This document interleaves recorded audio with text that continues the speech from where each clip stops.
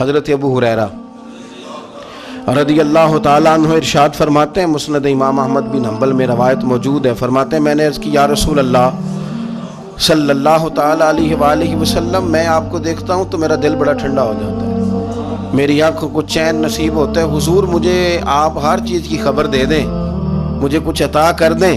تو نبی پاک صلی اللہ تعالیٰ علیہ وآلہ وسلم نے ارشاد فرمایا ابو ہریرہ سمجھ لے کہ ہر چیز اللہ نے پانی سے ہی بنائی ہے، ایک جملہ تیرے لیے کافی ہے۔ میں نے عرض کی حضور پھر مجھے اس چیز کی خبر ہی دے دیں جس پہ میں عمل کروں تو رب مجھے جنت عطا کر دے، کیا ایسی چیز ہے جو کروں تو اللہ مجھے جنت دے دے، میں کامیاب ہو جاؤں؟ تو رسول کریم صلی اللہ تعالیٰ علیہ وسلم نے 4 چیزیں ارشاد فرمائی، فرمایا یہ کرو گے تو رب تمہیں جنت دے گا۔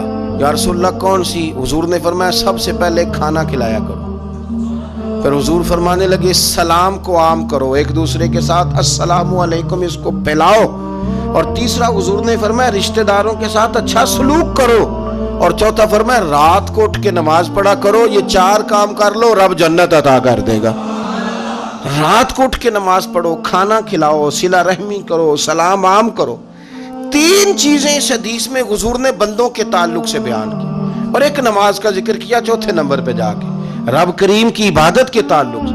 یہ 3 بھی عبادت ہی ہیں، لیکن شرط یہ ہے کہ ہمارا مزاج صلہ رحمی کا، ہمارا مزاج کھانا کھلانے کا، ہمارا مزاج سلام کو عام کرنے کا۔